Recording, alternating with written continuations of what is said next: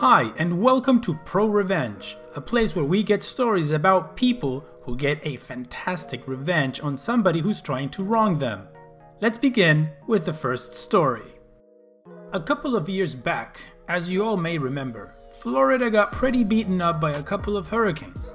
My folks lived down there, and while none of the damage that they sustained was life-alteringly horrible or home-destroying, homeowners insurance kicked in and they had some water damage through the roof.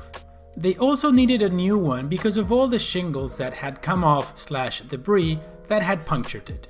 My folks looked through roofing options and determined that a metal roof would be a great option to reduce damage/maintenance on their home. Plus, it would serve as a more energy-efficient option with passive solar collection and fewer thermal losses in the summer/winter. It's more expensive, but my dad was basically our/personal finance incarnate while I was growing up. He's in his 60s and has finally concluded that he has FU money so long as that community is concerned. So the roof was a good investment. It looked like a win-win-win with that roof.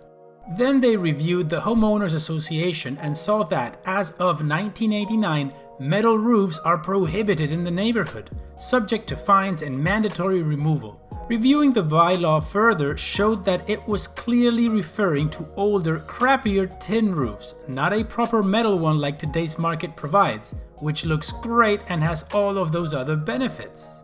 My folks wanted to play by the rules though, and called up the HOA to explain the situation. HOA was friendly and said that they would be looking into that bylaw, and that my folks weren't the only ones who requested that they be allowed to have a metal roof. My parents couldn't get a roofing contractor in for a few months anyway, too much demand since everyone else's roof got wrecked. So they waited a few weeks and got nothing new out of the HOA. Tried again a few weeks later, nothing. After 2 months of this, they said F it and started construction on the metal roof. Popular opinion in the neighborhood was on their side, and the roof was covered with a tarp that wouldn't last forever. The new roof got installed over the course of a few days, and then we found out the HOA's crappiness. The neighborhood has a nice brick sign out front that says, "Welcome to neighborhood name." It's very classy, very nice, and was very damaged in the hurricane. The HOA was strapped for money due to other repairs/dues, and some jerk had the bright idea to impose as many fines as they could on the neighborhood to pay for these repairs, starting with my folks. They served my folks with a letter claiming that they were in violation of the HOA and demanded a $25,000 fine and that they remove it, which is of course absurd. My poor mother is very much a play-by-the-rules sort, and she was worried sick. Dad's ex-Navy and a contract negotiator. He essentially checked his 60-year-old knuckles and said, "Oh, you little S's wanna play, do ya?" So they set about researching and making some calls. Poor mom kept waking up at 1 a.m. unable to sleep, and I felt terrible for her as she went through this. But then they had a breakthrough. Some time after being served, there was essentially a burn them at the stake meeting of the HOA where my parents would defend themselves for an absurdly short amount of time, and the HOA could rip into them for daring to define their wrath. So my mom, because she's more social/has a better temper than my dad, comes up to speak and lets the HOA know that they can't do this. HOA smirks and says that they sure can. They have a 40-year-old statute saying that they can. My mom says, "You do, but I have state law on my side, which supersedes your statute." You see, there's a law in Florida stating that an HOA, or really any regulation, cannot be used to prevent an eco-friendly improvement from taking place on anyone's private property. And wouldn't you know it? The passive solar of the metal roof counts as an eco-friendly improvement. Turns out the roofing contractors have dealt with similar stuff before. When Dad mentioned what was going on to them, the contracting officer pulled out a few letters of accreditation and a few past cases where the court had determined that their product was eco-friendly and forced the HOA to pay all legal fees. My mom produced all of this for the crappy HOA, who had to admit that this was in fact ironclad. Strapped for money as they were, they couldn't afford to pay a lawyer. HOA head growls, "Is that all?" My mom turns up the sweetness to 11. "No, I see in the bylaws that we can vote to impeach board members at any HOA meeting and to elect their replacements. I move to impeach all of you. I nominate my husband and..." She rattles off a list of names. HOA is stunned. While Dad looked into the legal, Mom looked into the new neighborhood. Popular opinion was on their side, and the hearing was public for the neighborhood. Mom convinced a majority of the homeowners to attend and remove the board for their crappy policy. With that, my parents are now on the all-new board, and Dad is putting his contract negotiation skills / own craftsmanship skills to work, repairing the front entrance. And metal roofs are now allowed by the all-new HOA. Wow, this was fantastic. Not only did the couple get to keep the roof they wanted, which was a better roof and all, but they really stuck it to that HOA by removing the whole board. I don't live in the US, but I've heard horrible stories from HOAs that just take advantage of the people who live in the neighborhood. And it's like neighbors taking advantage of other neighbors, and I think that sucks. So in this case, this was a fantastic revenge. So kudos to that family. Now, let's move on to the next story. Last summer, I was at a cousin's wedding. His bride and her family had been close to ours since before I was born, and the couple had known each other since they were toddlers, so it was a particularly exciting event for both sides of the family. However, after the ceremony was over and the party had only just started, one of the bridesmaids decided to announce her own engagement.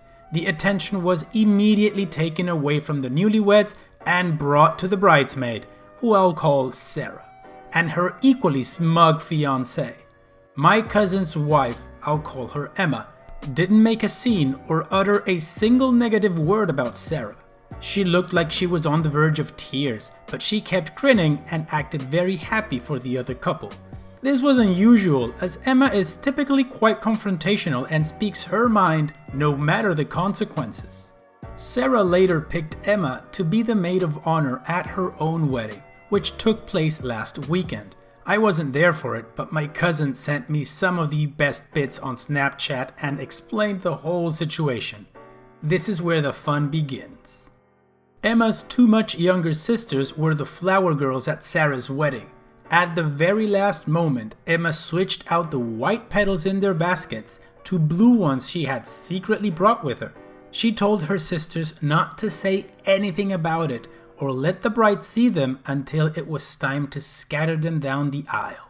Sarah looked very confused upon seeing the blue petals, which didn't coordinate whatsoever with her theme. But of course, she didn't say anything about it in the moment. Most of Sarah's other bridesmaids were also Emma's friends, had attended Emma's wedding, and were in on Emma's scheme. At the reception, Emma's sisters and the other bridesmaids were tight-lipped when Sarah began demanding to know why there were blue petals. The wedding planner ended up getting a lot of abuse for not checking the flower girls' baskets before they walked down the aisle. Finally, it was time for the speeches. The speeches took place in front of a massive screen displaying a loop of photos with Sarah and her husband, which had been compiled by Emma. Emma took the remote that controlled the presentation screen, and at first she showed some pre-approved humorous photos of Sarah with Emma and other friends to facilitate a couple of lighthearted jokes. Then, at the very end, Emma said to Sarah that she must be wondering why there were blue petals instead of the white ones originally planned. That's when Emma displayed the last slide from her presentation. Emma announced in front of everyone that she was 5 months pregnant and that she'd just discovered the baby was a boy, hence the blue petals. The last slide? Her ultrasound picture. There were shocked yells and gasps. Sarah had a fit, but those involved in the scheme cheered so loudly that I sincerely regret watching the Snapchat recording with headphones. Apparently, Sarah had been very nasty to her bridesmaids before, driving several of them away and forcing the others to pay ridiculous amounts of money for dresses. Emma and my cousin were eventually thrown out of the party, but they were all smiles. Sarah's fuming mother went to confront her outside, and Emma retorted with, "Gentle, gentle, I'm pregnant." I reckon Sarah doesn't speak to the majority of those bridesmaids anymore. Well, Sarah, hope you learned your lesson. You never upstage or take the thunder away from a bride. Ever. I'm not a very knowledgeable man, but one thing I do know is that a wedding is all about the bride, and not a self-important bridesmaid trying to drive attention to her. So, good on you, Emma. And now let's move on to the final story. Backstory. I work for a construction company and we do remodeling on homes that are bought at auction. People don't live in them and everything is owned by the construction company. Because of this, we have a rule that we get to keep anything we find hidden behind the walls. We hired this guy. We really needed a worker badly, who was a total a-hole from day one. I've been working for this company for 5 years, and this guy has only been doing construction for 1 year after he got fired from his accounting job for getting a DUI. Anyways, he would always make fun of my clothes and my accent, and one day he went too far by telling my boss about my private Instagram account pics. He got on my phone, looked through my Instagram page, and showed my boss pictures of me smoking weed. Little did he know that my boss is my friend from 8 years when we used to smoke together before we both quit. I was so mad that he violated my privacy, and then I made a plan to F him over. He was the kind of guy who would always come in late and complain that trains or traffic were the reason he was always late. One day, I overheard him saying that if he won the lottery, he would quit this job for not getting the respect he deserves. You have to earn your respect here. So one day, I bought some fake gold coins online and I put them in a metal box I found at the antique store and waited for a chance to hide it in a wall. Luckily, I did not have to wait long. The day he found the coins, it seemed like it was his best day ever. First thing he did when he opened the box was call my boss a effing loser and quit on the spot.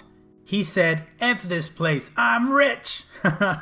Little did he know that that was the best day of my life. After he quit, my boss told us that he was going to fire him anyways for always showing up late. I wish I could see the look on his face when he finds out the gold coins are fake. Best $40 I spent in my life. And that, my friends, is a pro revenge. Wow, this was amazing. I would love to see a picture of that guy's face when he just got the coins valued and they were like, "This is crap. This is worth nothing." Oh my god, that was amazing. I really hope you guys liked today's video, and if you did, just go ahead and click that like right underneath it. And if you're new to the channel, just go ahead and subscribe. Alright, I'll see you guys on the next video.